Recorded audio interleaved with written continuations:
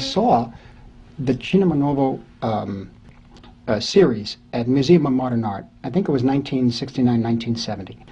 And I saw there Terran Trans Land in Anguish. And, also was Fuzi's. But Land in Anguish was very, very strong. I felt I'd never seen anything quite like the combination of styles and, quite honestly, just the humanity and the passion of the film was so powerful. So when Antonio Das Mortas opened at the Bleecker Street Cinema, and I saw the name Rocha, I went immediately to see this. And I don't think at that time, you have to understand it's a very different time.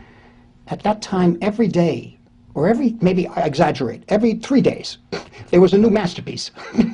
From Italy, from France, from Japan, from everywhere. I mean, it was all over. And all of a sudden, Antonio Das Mortas comes on the screen and wipes them all away.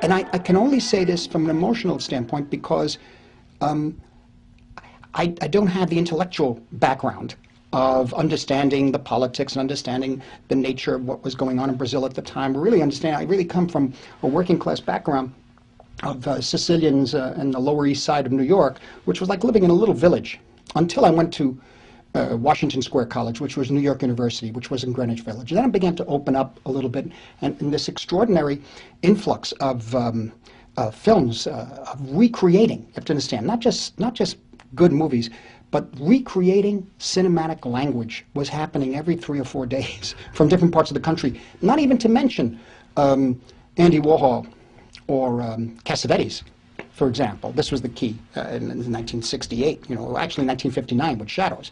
So this was a time when we all expected anything could happen with cinema, and cinema was going to be the savior of the world in a sense, and the world being in a terrible state, maybe not as bad as it is now, but at that time a very bad state politically and in every way. And so when I saw Antonio Das Mortas, it seemed to cut through all politics, made politics irrelevant in a way, because it dealt with a truth and a passion that was primal. That was, there are those who have and those who have not. And those who have not will be heard, and eventually will come from the earth. It's almost as if it's something that was from primeval times, where the people in the film look as if they came out of the earth. This is like a primal mythology that was created up there on the screen, but interestingly enough, not just from the tradition and the culture of Brazil, which was kind of new to me, but also from different cultures and different styles of filmmaking. From Italy, from America, from the American Western, as translated through the Italian Western, which at that time, we were such diehard American Western enthusiasts, having grown up with them as young boys, John Ford, Howard Hawks, etc., Bud Bedecker, and of course at that time Sam Peckinpah was the final statement of the American Western. We were so at that time so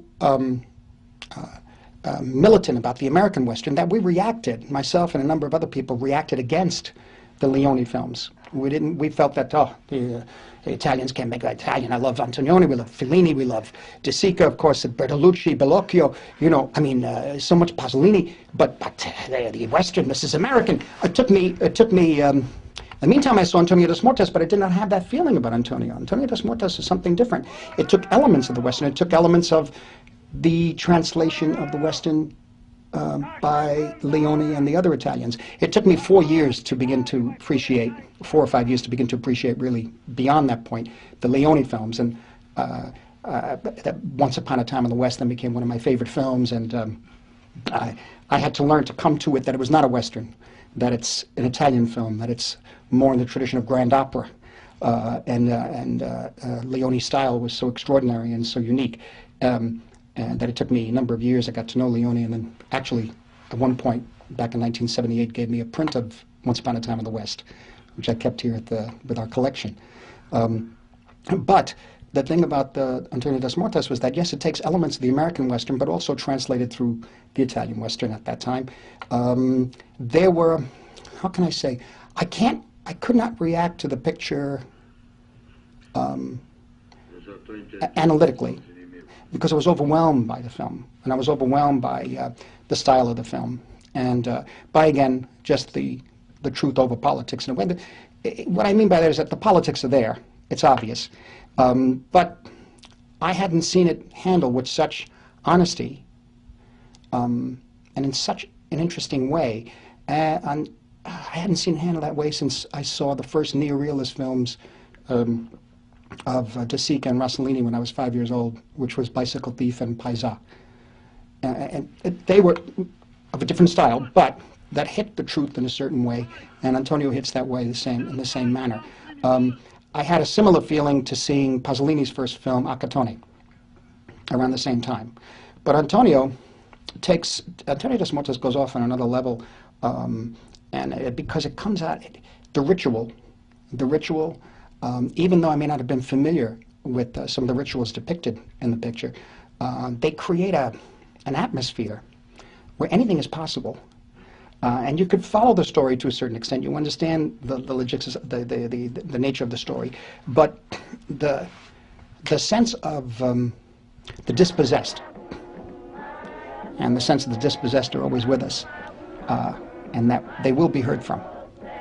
This is inevitable, and you get this from his work. You get this in particular Antonio, and also, of course, in Land in Anguish. And so, for me, ultimately,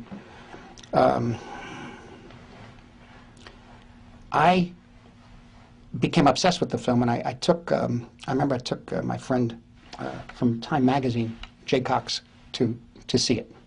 And he reacted against it, but years later he liked it. There's no day. He was sort of a reviewer. He was reviewing at the time, and you have to understand that reviewers of periodicals have to see 4 or 5 films a day, 3 films a day.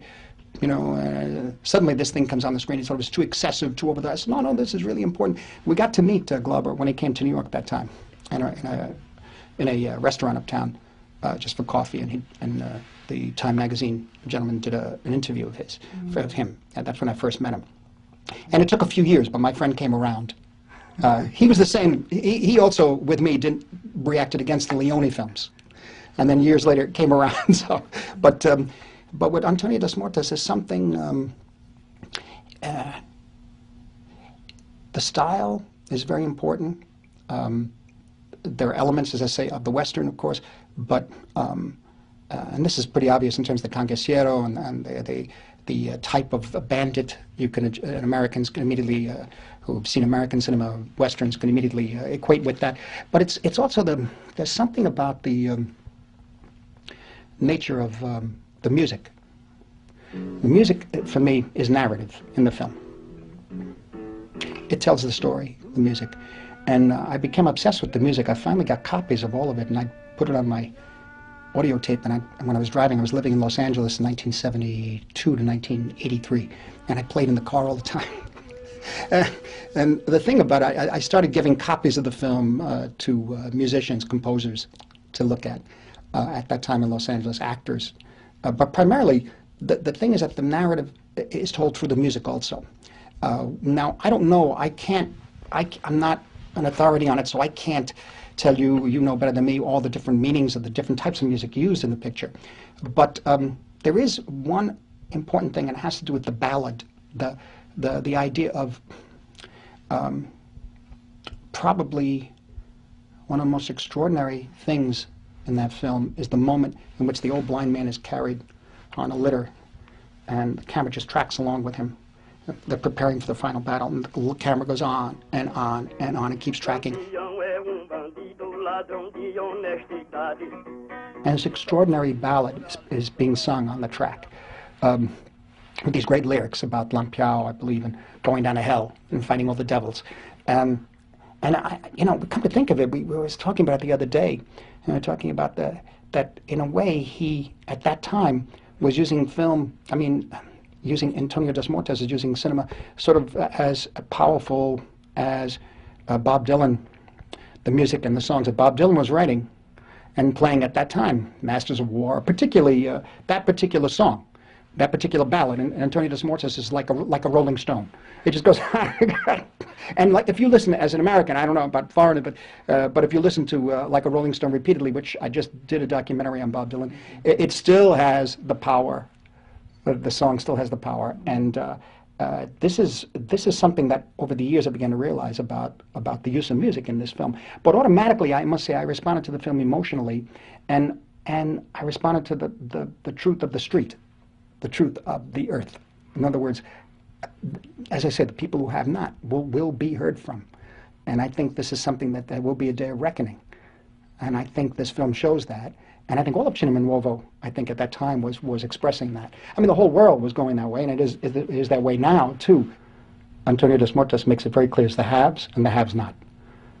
You know, you could give or you could take. You could share. And the ones who don't, they're going to come out of from that wherever they were. Serato is called the area where the woman with the knife, the extraordinary rituals they're enacted. And one of the greatest moments in the picture too is the way the intensity builds with the music. It becomes like a ritual. It becomes like a religious chant or an incantation. There's a moment where an older woman starts singing, and I think it's when Antonio de Mortis starts to fight for the first time with another of the congaceros. They put the handkerchief between themselves. One bites the one end of the handkerchief, the other bites